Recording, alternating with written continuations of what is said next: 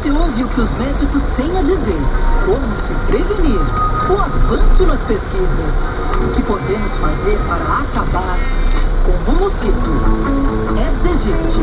O combate começa com informação. Junte-se a Off-Ride na luta contra o Aedes aegypti.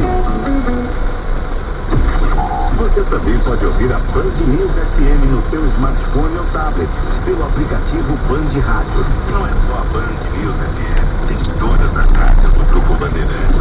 Se você é usuário do sistema Android, é só acessar a Play Store. Ou então, a Apple Store. Se você tiver um iPhone ou iPad, vai lá. O aplicativo é gratuito. Band Rádios.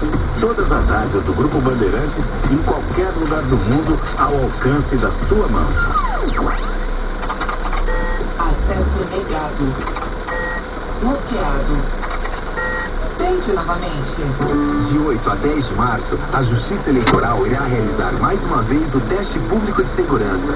Com a participação da sociedade, vários especialistas vão tentar invadir o sistema eletrônico de votação.